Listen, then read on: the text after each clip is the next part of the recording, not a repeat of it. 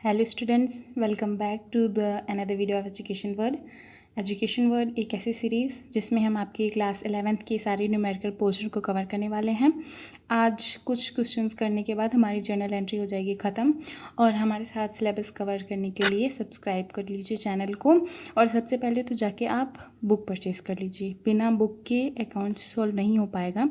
उसमें बुक्स में न्यूमेरिकल आपको ज़्यादा दिए होंगे, तो सबसे पहले मैं डिस्क्रिप्शन में लिंक दे दूँगी, बुक को परचेज़ कर लो। उसके बाद हम अपना सिलेबस स्टार्ट करते हैं। Okay, let's start. हमारी नेक्स्ट एंट्री क्या है? Paid cheque of 6,000 as fire insurance premium for a period of 12 months starting 1st July 2017. Financial year closes on 31st March every year. अब इस क्वेश्चन में हमको क्या दिक्कत आएगी कि 12 महीने के लिए उसने पे किया है फायर इंश्योरेंस प्रीमियम, ठीक है, लेकिन वो 1 जुलाई को पे किया है और 12 महीने को पे किया है। मतलब ये यहाँ पे 1 जुलाई को ख़त्म हुआ है, तो उधर 2017 को है, तो उधर 2018 में कितना कैसे होगा, कितना अमाउंट हम इस साल के अकाउंट्स में लिखेंगे और कितना प्रीपेड लिखेंगे उस साल में, तो इसको समझते हैं पहले। ये मान लीजिए कि ये आपका मंथ सारा लिखा हुआ है, ठीक है। यहाँ पे जनवरी, फरवरी, मार्च, अप्रैल, दिसंबर, ऐसे पूरा मंथ लिखा हुआ है, ठीक है। अब देखो इसमें क्या करना है कि हम जानते हैं हमारा जो होता है, हमारा जो ईयर स्टार्टिंग और एंडिंग होता है वो जनवरी पे, यहाँ पे 2017 स्टार्ट हुआ, यहाँ पे 2017 ख़त्म हो गया। अब अगर स्टार्ट होगा जनवरी तो वो 2018 का होगा। बट यही चीज़ अकाउंट्स में थोड़ा सा डिफरेंट होता है। उसमें क्या होता है, 31 मार्च को जो होता है अकाउंटिंग का ईयर ख़त्म हो जाता है। मतलब यहाँ पे 31 मार्च को ये साल बीत गया और हैप्पी न्यू ईयर यहाँ पे 1 अप्रैल को आता है, ठीक है। यहाँ पे अकाउंटिंग अब स्टार्ट होगी तो 1 अप्रैल की होगी। तो अब देखो उसमें बोला है क्वेश्चन में कि उसने इंश्योरेंस प्रीमियम को 1 जुलाई को पे किया है, ठीक है। तो यहाँ से देखो ये यहाँ से स्टार्ट होगा अकाउंटिंग ईयर और यहाँ पे आके यहाँ पे रुकेगा, ठीक है। तो इसने इस अकाउंटिंग ईयर में यहाँ पे किया, यानी कि 1 जुलाई को पे किया। तो अब यहाँ से काउंट करो कि 2017, ये जो अकाउंटिंग ईयर अभी चल रहा है ईयर, ये 2017 का है, ठीक है। तो यहाँ से काउंट करो कि कितने मंथ हमारे यहाँ तक में आते हैं। तो कितने आएंगे, 1 2 3 4 5 6 7 8 9। 9 क्यों? क्योंकि 31 मार्च है, तो ऑलमोस्ट ये ऑलमोस्ट क्या पूरा इंक्लूड हो चुका है, ठीक है। तो ये 9 ईयर हुए, ठीक है, 9 मंथ हुए। अब देखो ये यहाँ पे किया, यहाँ पे चलो ख़त्म हो गया, ये अकाउंटिंग ईयर ख़त्म हो गई। अब यहाँ 1 अप्रैल से दूसरे साल का अकाउंटिंग ईयर स्टार्ट हो जाएगा। और उसने पे कितने का किया था, 12 मंथ के लिए किया था, 12 महीने के लिए किया था पे। और यहाँ से पे किया था तो इस साल तक तो 9 ही मंथ का आया, 3 महीने का और आएगा। मतलब 12 महीने का पे किया था, 9 महीने तक का सिर्फ इस साल में आया, तो मतलब 3 महीने का अगले साल में जाएगा। तो वो 3 महीने का कैसे जाएगा, देखो अप्रैल, मार्च और जून, ये 3 महीने का अगले साल में जाएगा। तो अब ये जो 3 महीना हुआ ना, ये 2018 का है और यहाँ से लेके यहाँ तक ये 2017 का था, ठीक है।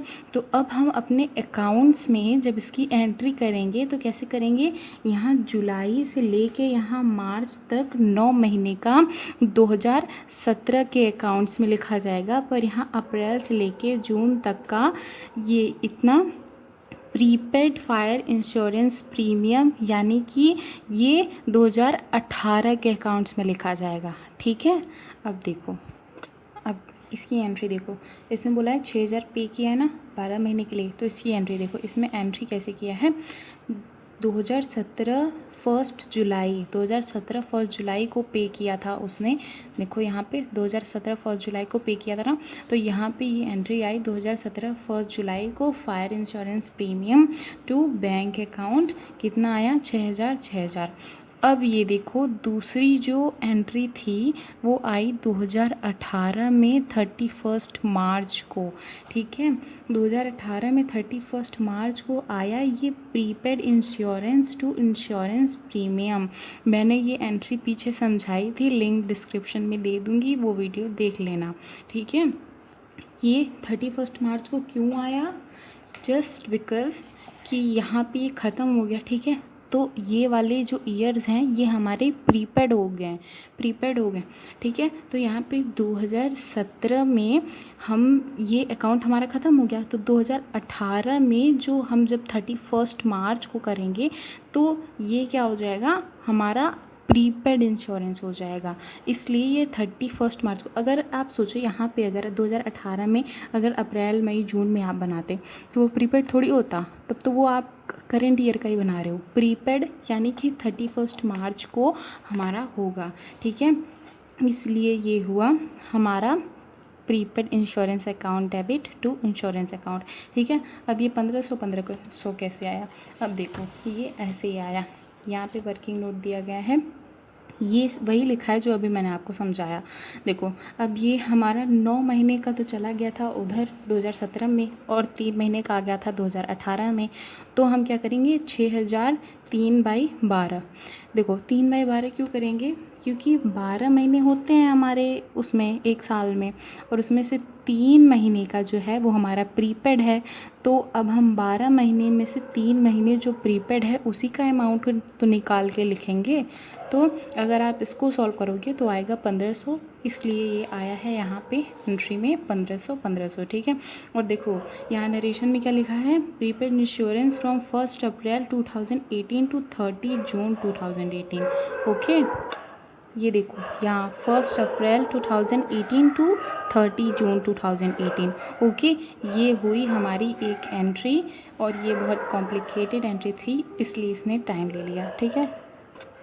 नेक्स्ट एंट्री क्या है हमारी, paid to Ashok out of business fund for the repair of Ganesh residential house 4000, ठीक है।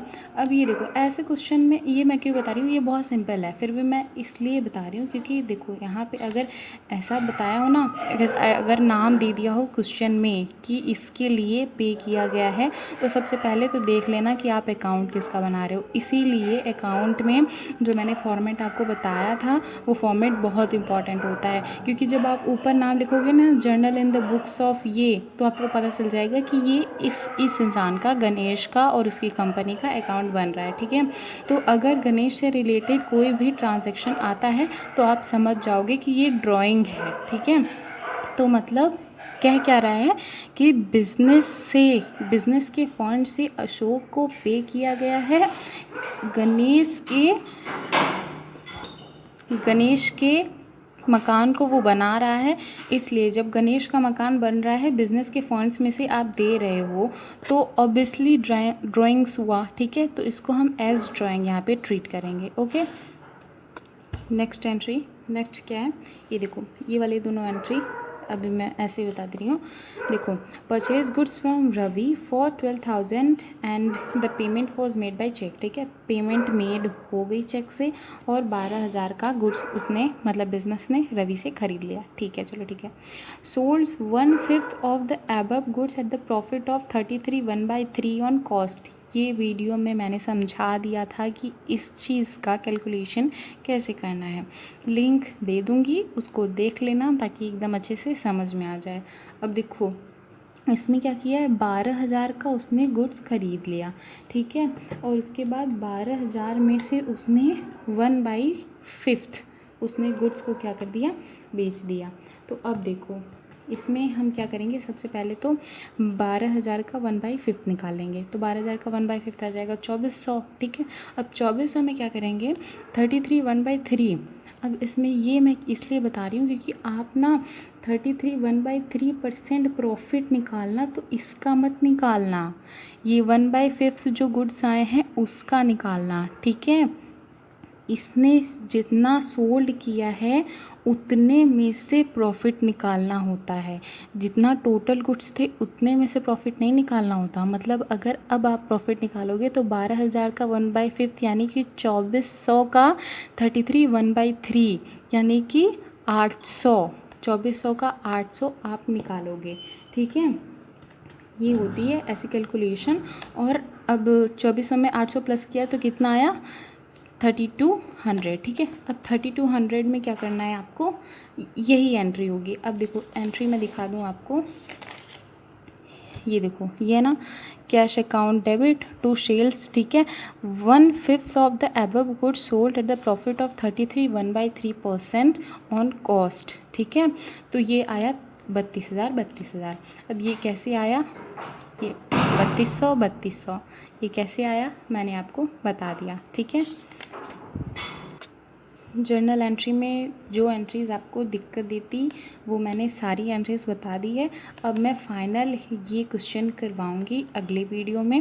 अब ये क्वेश्चन इसलिए करवा रही हूँ क्योंकि ये थोड़ा सा कॉम्प्लिकेटेड भी है और साथ में इसमें काफ़ी चीज़ें कवर हो जा रही हैं, वो जो मैं आपको इससे पहले समझा चुकी हूँ। ठीक है, और ये थोड़ा सा क्वेश्चन छोटा रहेगा, जब सॉल्व करोगी तब बड़ा लगेगा, पर ऐसे दिखने में छोटा दिख रहा है ना, तो आपको थोड़ा सा टाइम कम लगेगा। वरना अगर मैं जैसे ऐसे क्वेश्चंस ले लूँ तो ये वाले क्वेश्चंस बहुत बड़े हैं, तो अगर मैं इसको सॉल्व करूँ अगर आपको समझा के तो इसमें टाइम लगेगा, तो इसलिए मैं ये वाला क्वेश्चन समझा रही हूँ छोटा सा। ठीक है, तो अब मिलते हैं अपने नेक्स्ट वीडियो में, और हमारे साथ अगर आपको सिलेबस कवर करना है तो सब्सक्राइब द चैनल।